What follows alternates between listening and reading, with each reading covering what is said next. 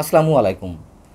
এদেশের শাসন কার্য পরিচালনা করার মতন কোনো প্রকৃত নির্বাহী বিভাগ যে নেই, সরকার থাকলেও তা যে নামকাও আসতে সরকারের নিয়ন্ত্রণে যে কিছুই নেই, এ ধরনের মন্তব্য আমাদের নয়। এই বিষয়গুলো চোখে আঙুল দিয়ে বাস্তবে দেখিয়ে দিচ্ছে সামরিক বেসামরিক আমলারা, ব্যবসায়ীদের বড় বড় সিন্ডিকেট, টাকা পাচারকারীরা, দুর্নীতিবাজরা।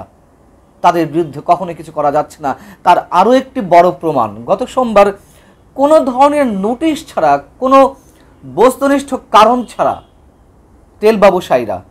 তেল ব্যবসায়ীদের সিন্ডিকেট, মিল মালিকরা ভোজ্য তেলের দাম লিটার প্রতি 10 টাকা বাড়িয়ে দিল। সরকার জানে না, সংশ্লিষ্ট কোনো দপ্তর যায় না, ইচ্ছা হলো নোটিশ দিয়ে দিলাম, বিজ্ঞপ্তি দিয়ে দিলাম। কি অদ্ভুত একটা রাষ্ট্রে বাস করছি আমরা।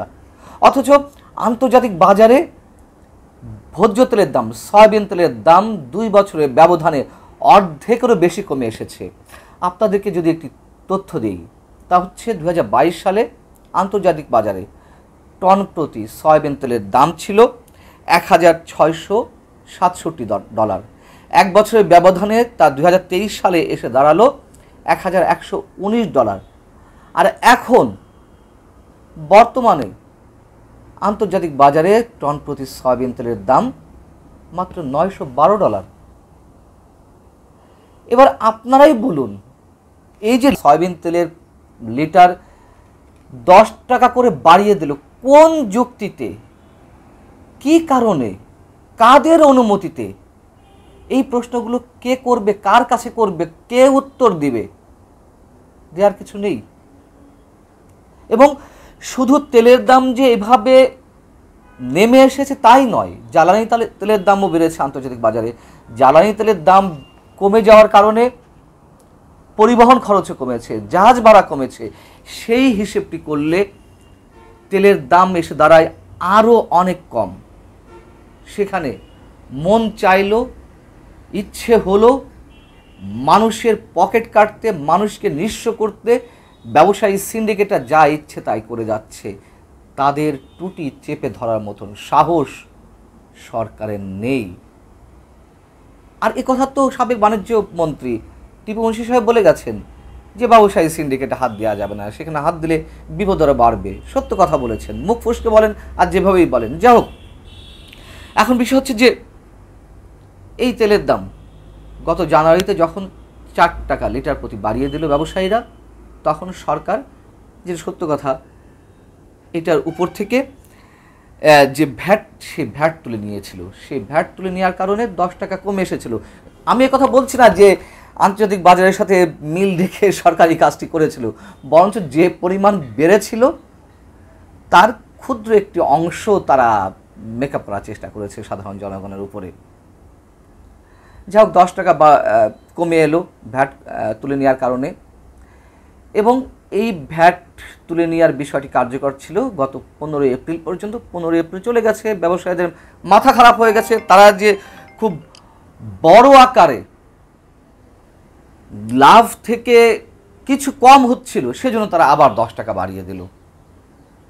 আবার ধরুন, গত 2023-এর শুরুর দিকে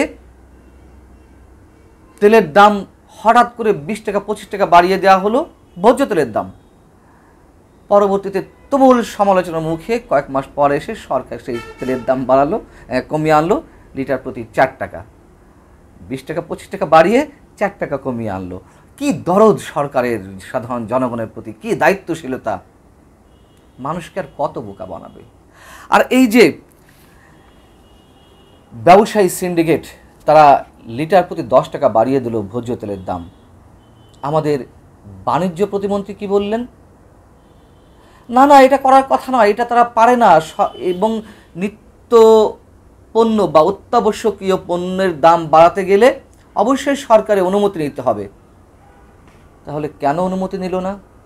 কি কারণে নিল না? না নেওয়ার সাহস ব্যবসায়ীরা পায় কোত্থেকে? সাহস তো পাওয়ারই কথা। সরকার নিজেরই তো জবাবদিহিতা নেই মানুষের কাছে। এবং এই যে ব্যবসায়ী সিন্ডিকেট, তারাই তো সরকারের কাছ থেকে বিভিন্ন ধরনের অনৈতিক সুবিধা নিয়ে আবার সরকারকে টিকিয়ে রাখার চেষ্টা করছে নানান উপায়ে, নানান অনৈতিক উপায়ে, অনিয়মতান্ত্রিকভাবে। এগুলো বিজ্ঞানের বাইরের কোনো সূত্র নয়, এগুলো রাষ্ট্রবিজ্ঞানের সূত্র। এভাবেই চলছে, এভাবেই চলবে। এবং কনজিউমার্স অ্যাসোসিয়েশন অফ বাংলাদেশ, ক্যাবের দায়িত্বশীল যারা রয়েছেন তারা বলছেন এখানে ট্যারিফ কমিশনের গাফিলতি রয়েছে, তারা তাদের তদারকি বা তাদের দায়িত্বটি সঠিক মতো পালন করতে পারছে না। আমি বলি শুধু ট্যারিফ কমিশন কেন, কোনো কমিশনই তো ঠিক মতো কাজ করতে পারছে না, করছে না। সাধারণ মানুষের প্রতি দায়বদ্ধতা, দায়িত্বশীলতা কারোরই নেই। ভোট প্রয়োজন নেই যেখানে, সাধারণ মানুষের মতামতের কোনো মূল্য নেই যেখানে, সাধারণ মানুষের অভিমত জানানোর সুযোগ যেখানে নেই কোনো অবস্থাতেই, সেখানে তো যেমন ইচ্ছে তেমন চলবেই। এই যে মূল্যস্ফীতি গত কয়েক বছর ধরে চলছে, তার লাগাম কি টানতে পেরেছে সরকার? পারেনি। বারবার আশ্বস্ত করা হয়েছে, বারবার মানুষকে কথা দেওয়া হয়েছে, মানুষকে বারবার স্বপ্ন দেখানো হচ্ছে এবং বলা হয় যে এগুলো আসলে পুরনো কথা, এগুলো বলেও আর কি হবে, আর কত বলতেই বা ভালো লাগে।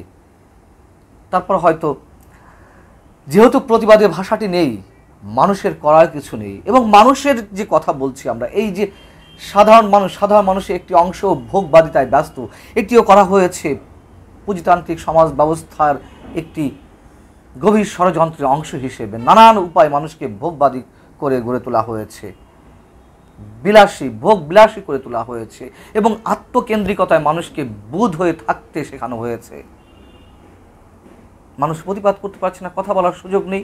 এটা যেমন সরকারের পক্ষ থেকে নানান উপায়ে একটা ভয়ের সংস্কৃতি তৈরি করা হয়েছে, আবার এই ভয়ের দ্বারা মানুষের একটি অংশ যেমন আক্রান্ত, আরেকটি অংশ মনে করছে বলে কি হবে, আমি ভালো থাকলেই ভালো।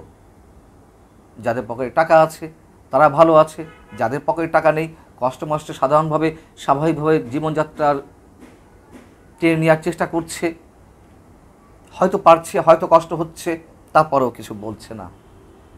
কিন্তু এই অবস্থা কতদিন? ব্যবসায়ীরা সরকারের অনুমতি নেবে না, অনুমতি না নিয়েই তারা বিজ্ঞপ্তি প্রচার করবে।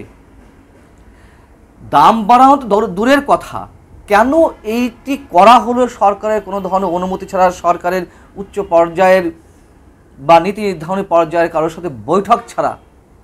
এই কৈফিয়ত কি সরকার চাইতে পারবে? ব্যবসায়ীদের কাছে সেই সাহস আছে? বাণিজ্য প্রতিমন্ত্রী যদিও বলেছেন যে তাদের সাথে বসা হবে, কিন্তু তিনি কোনো ধরনের জবাবদিহিতা চাওয়ার সাহস পেলেন না। তিনি বলতে পারেন না তাদের কাছে এটি কৈফিয়ত চাওয়া হবে, কেন তারা এটি করলো, সেই সাহসটি নেই। না থাকার সবচেয়ে বড় কারণ হচ্ছে সরকারের নৈতিক ভিত্তি দুর্বল। সরকার দাঁড়িয়ে আছে একটি বালুচরের উপরে, যে কোনো সময়, যে কোনো মুহূর্তে, যে কোনো কিছু ভয়ের তারা রয়েছে। কিসের ভয় তা তো আমরা সবাই জানি। অতএব ছেড়ে দেওয়া হয়েছে, যে যেমন ইচ্ছে চলুক, পারলে কিছু করবে, না পারলে কিছু করবে না, এই তো অবস্থা। এ পর্যন্ত। আল্লাহ হাফিজ, ভালো থাকুন সবাই।